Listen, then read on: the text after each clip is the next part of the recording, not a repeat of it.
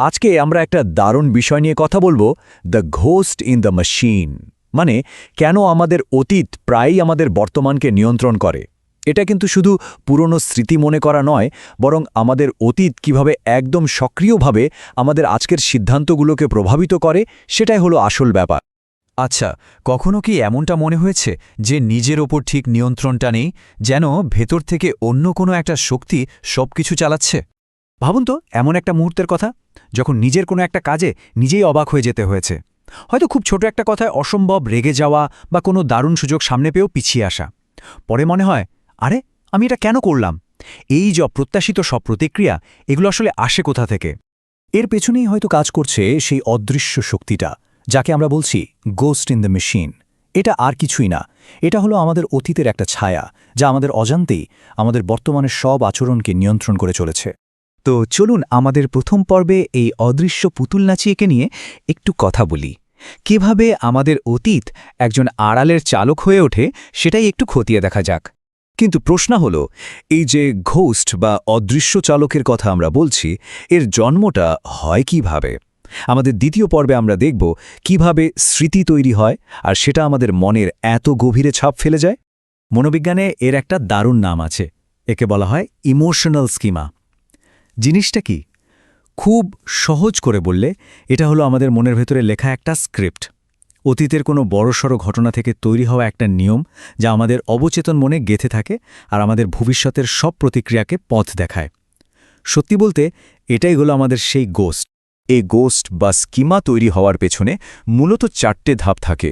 প্রথমে, জীবনে এমন কোনো শক্তিশালী ঘটনা ঘটে যা মনে বড় ধাক্কা দেয়। দ্বিতীয়ত, সেই ঘটনাটা মনের মধ্যে একটা গভীর মানসিক ছাপ রেখে যায়। তৃতীয়ত, আমাদের অবচেতন মন তখন সেই অভিজ্ঞতার উপর ভিত্তি করে নিজের অজান্তেই একটা নিয়ম বানিয়ে নেয়। যেমন ধরুন, ছোটবেলায় কোনো ভুলের জন্য যদি কাউকে খুব বকাঝকা শুনতে হয়, তার মনে হয়তো এই নিয়মটা গেঁথে গেল যে কোনো সমালোচনা মানেই বিপদ। আর সবশেষে, ভবিষ্যতে যখনই একই রকম কোনো ঘটনা বা ট্রিগার সামনে আসে, সাথে সাথে সেই পুরনো নিয়মটা আবার জেগে ওঠে। তো এবার আমাদের তৃতীয় পর্বে দেখা যাক, এই যে অতীতের প্রতিধ্বনি, এটা আমাদের প্রতিদিনের জীবনে কিভাবে প্রভাব ফেলে। চলুন খুব সাধারণ একটা উদাহরণ দেখা যাক। ধরা যাক, অফিসে কাজের ব্যাপারে কেউ একজন কিছু ফিডব্যাক দিল, বেশ গঠনমূলক ফিডব্যাক। এই ঘটনাটা কিন্তু একটা খুব সাধারণ ট্রিগার হতে পারে। এখন দেখুন, এখানে স্বাভাবিক প্রতিক্রিয়া কি হওয়া উচিত? ফিডব্যাকটা মন দিয়ে শোনা, সেটা নিয়ে ভাবা আর নিজেকে আরও ভালো করার চেষ্টা করা। সিম্পল।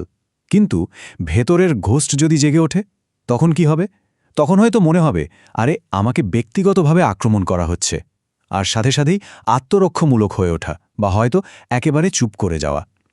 এই যে 2 ধরনের প্রতিক্রিয়ার মধ্যে আকাশ পাতাল তফাৎ, এটাই হলো গোস্টের আসল খেলা। আর এই অদৃশ্য শক্তির সবচেয়ে বড় ক্ষমতা কি জানেন?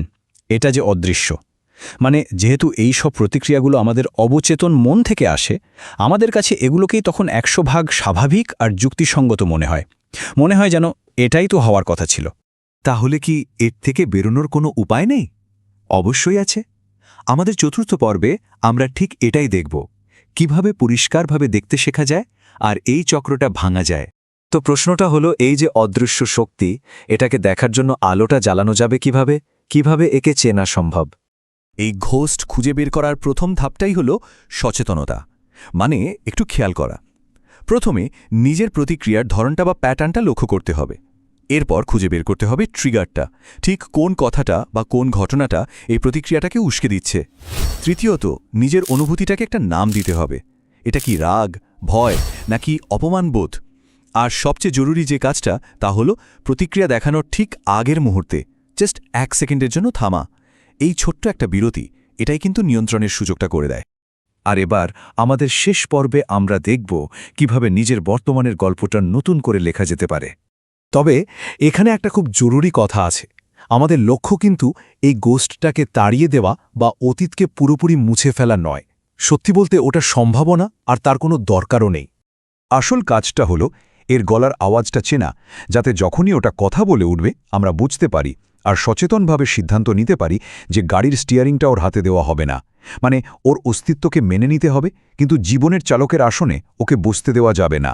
এই কথাটা খুব শক্তিশালী। অতীতের হয়তো একটা কণ্ঠস্বর আছে, কিন্তু কলমটা কিন্তু লেখকের হাতেই থাকে। আর বর্তমানের গল্পটা লেখার ক্ষমতাও একমাত্র লেখকেরই। তাহলে প্রশ্নটা হলো, আজ থেকে কোন নতুন গল্পটা লেখা হবে? এই ভাবনাটা সবার জন্য রইল।